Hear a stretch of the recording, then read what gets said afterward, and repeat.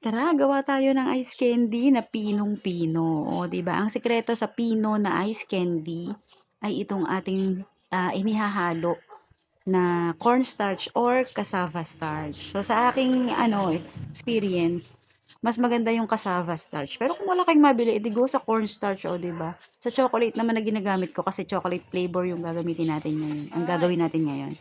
Richoco yung brand na ginagamit ko. Kasi alam nyo ba kung bakit? Grabe yung pagka-chocolate ng lasa nito. Cocoa powder to, pero ang sarap-sarap ng lasa. Then, meron tayong mga nabibiling mga gatas sa Dali na kasing sarap pero hindi kasing mahal. So, dalawang evaporated milk and then isang cup ng cornstarch yung nilagay ko dito. Hinalo ko na siya bago natin isalang sa apoy. So, mahina lang dapat yung apoy niya habang pinapakulo natin tong ating cornstarch. Ayan. So, naging ganyan yung color niya kasi medyo nahaluan siya ng konting cocoa. Ayan. Hintayin lang natin yung kumulo ay ang ating cornstarch dahil ayan, pag ganyan na yung consistency niya, malapit na yan. O, 'di ba? Ganyan dapat para hindi icy yung ating ice candy. Tsaka natin ihalo yung ating na-mix na cocoa powder. Ayan. Para hindi na siya mahirap haluin kapag mix na natin siya doon sa cornstarch.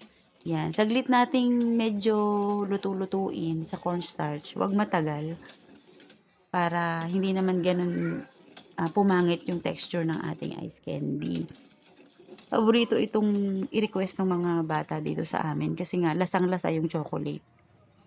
Ayan. So, hinalo-halo lang natin habang medyo kumukulo. Sa mahinang apoy lang yan para hindi mabigla, hindi magtutong yung ilalim ng ating kaserola.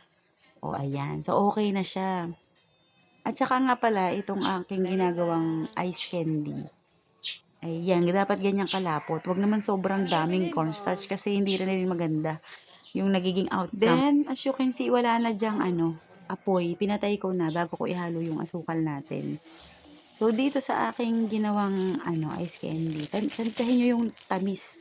Kung ano ang gusto nyong tamis. Hindi na ako naglagay dito ng condense dahil ayoko ng sobrang matamis na ice candy. Binawi na lang natin siya sa evaporada. Saka ito ang sikreto pang isa. Lagyan nyo ng konting asin yung inyong gagawing ice candy. O, 'di ba? Haluin ang haluin. Wala na yung apoy at hinalo na lang natin yan dyan.